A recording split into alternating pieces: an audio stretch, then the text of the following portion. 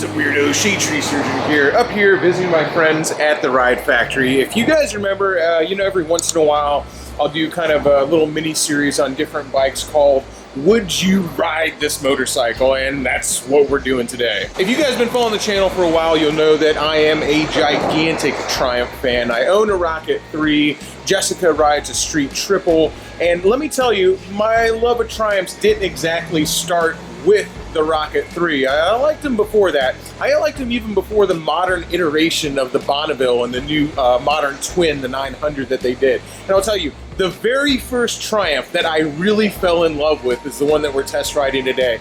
And it's so funny because the movie that I remember seeing it in as a kid was so freaking cheesy. And if you're my age, if you're in your mid-30s, you will absolutely, as soon as I show a clip from this movie, you're gonna remember it.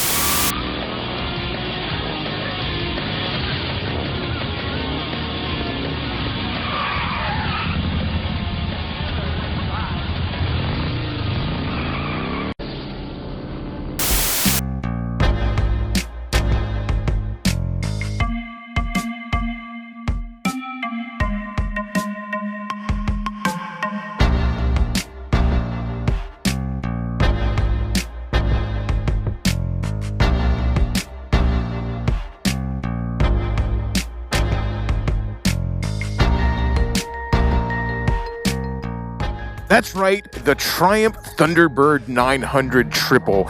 This is the first Triumph that I ever fell in love with. If you're a big fan of the modern Triumphs, you might not be aware that this thing ever existed, but this bike came out in the 90s, and this was part of Triumph's first stab at coming back into the market after they had been out of business pretty much during the 80s. But I always loved this bike. I always thought it was so freaking cool, and as you guys know, I have a Rocket 3, so I do have a soft spot for triples. And before the modern Bonneville came out, this was their version of a updated classic. It's got the classic Triumph badges and it's got the Thunderbird name, and I don't know, man, I just always thought that this was such a cool motorcycle despite how bad barbed wire was. And if you remember that movie, there was really only one reason people went and saw it.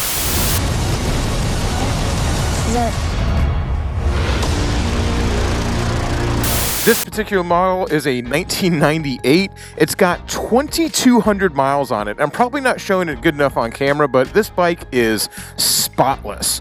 I mean, 2,200 miles. It looks, not brand new. It's still a bike from 1998. It's got a little bit of oxidization here and there, but this thing is beautiful. And they're selling it, I believe, for $2,200. So if I had the room and the money, I might really consider it because I really love these bikes. But I don't. But one of you can, so let's take it for a spin. I've actually never ridden one of these, being as it was the bike that really sparked my love affair with Triumph. I should fucking ride the thing, huh? Ooh.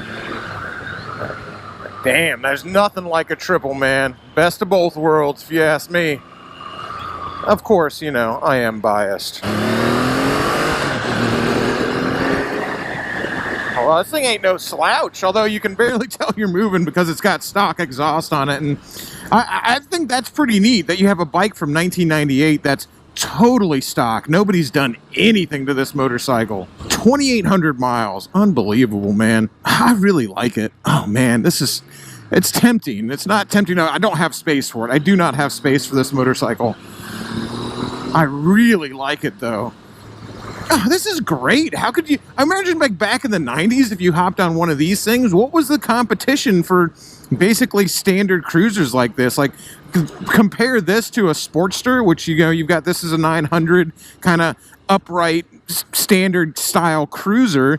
Compared to a Sportster, this thing would blow it out of the water, man. What's really funny about this bike is obviously... Whew.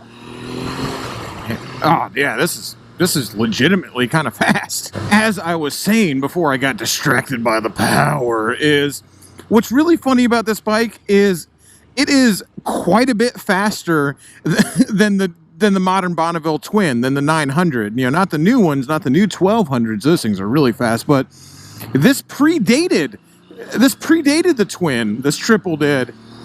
and it would blow one out of the freaking water. I mean, this is my first time on one. I spent plenty of time on Bonnevilles and more time on a Speedmaster. As you know, Jessica used to have a Speedmaster, so I've spent plenty of time on that 900 Twin, and I will tell you immediately, this is a better bike.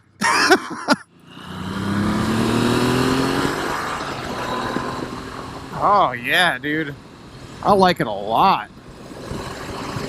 Like I said, it's not going to win a race against the modern 675 triple, but stay put. It's got a lot of pep in its step, man. More than a 900 Twin, that's for sure. What an awesome bike, you know? And I guess you can understand, yeah, people want the Twin, they want something more traditional like the Bonneville, or just that harkens back to Triumph's old Twins instead of the triples, but this is just, what a cool footnote in Triumph's history that I feel like really kind of gets forgotten sometimes. And any of you guys who around my age, like you said, if you like Triumphs, and when they first came back in the 90s, you will definitely remember this bike. And I think they made it all the way till like the new Bonneville came out. I think they made it all the way till like 2003 or 2004. And then the Thunderbird platform was basically replaced by the 765 Bonneville, which eventually turned into the 865 Bonneville. I don't think that they ever produced these bikes side by side. I do believe the Bonneville was actually a replacement for this bike, but this, I don't know, man. So hard to argue when one bike is better than another one, but I will tell you, just from a hopping on it and riding around, this is a better bike than its replacement, that's for sure. Now, if you want a bike to chop apart to a cafe racer or a scrambler or a brat or anything like that, then the Bonneville is definitely the bike for you. This one probably isn't going to lend itself to customization as well, but right out of the box, just what a great bike. And dude, they're not paying me to say this. The Ride Factory, they're my friends. This bike is $2,200.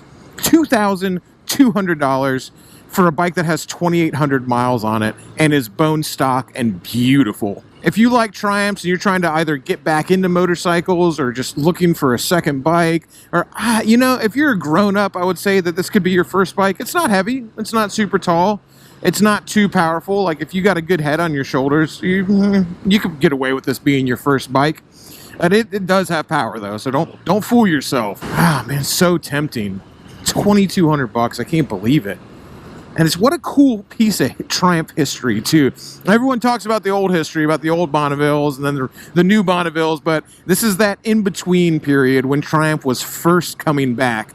And that's when a lot of people fell in love with Triumph again. When they started putting their bikes in movies and started making a name for themselves again, they did it on the back of this engine. And of course, when they really exploded, it was when they re-released the Bonneville. We can't lie about that. That's facts are facts, Jack. But what an awesome bike that's just built from the ground up, man. I mean, this didn't build on any other platforms. This was a brand new bike from Triumph, which at that point was kind of a brand new company. I mean, they had all their heritage and everything like that, but they were starting fresh. Oh, I like it. Now, I'll tell you, I've heard these things with pipes. Although, if I bought this bike, I would probably just leave it stock because it's so beautiful and it's perfect and there's nothing wrong with it. But I've heard these things with pipes and they sound just like a smaller Rocket 3. Like where you get the 675 triples, they don't sound like that. But this one, I forget, a buddy of mine here on YouTube, I forget his YouTube handle. He had one and he had pipes on it. What are you doing? And it sounded just like the Rocket did. Very cool. Oh, I gotta get off this thing before I fall in love with it. Like I said, this is like a blast from my childhood, man. The first Triumph I ever coveted. The very first one that old Shadetree said, man, I gotta have one of those. And it does not disappoint. If I had had money back then to afford a better motorcycle than the piece of crap I did have, I would have had this bike. Who knows? Maybe I still would have had it. Maybe I would have kept the thing. Of course, knowing me, if I had gotten it when I was a kid, I would have buggered it up and done a bunch of crappy modifications to it, wrecked it and ruined it and put it through the ringer.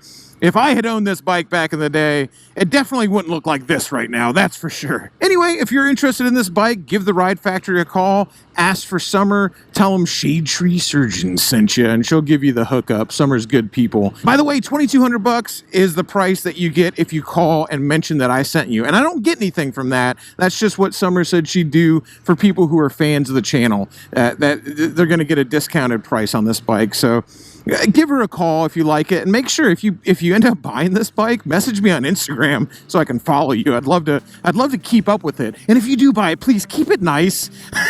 Keep it nice. Don't ruin it, because this bike is really nice and really beautiful, and I'd like to see it. You know, it's just a motorcycle, but I love these things so much. I'd love to see it go to someone who's really gonna keep it in a garage and take care of it, and just kind of preserve this little piece of 90s history. You know, 90s history gets ignored sometimes. Everybody forgets about these bikes, but I don't know, man. I like them. All right, guys, I'm back here at the Ride Factory. I'll have all their info down below, the phone number, so you can call and ask about it. They do ship, so even if you don't live in Tampa, that shouldn't stop you from owning this motorcycle. They'll ship anywhere in the world. So give them a call, tell them Shadetree sent you, and God, somebody buy this bike before I do. Till next time, y'all, keep it weird.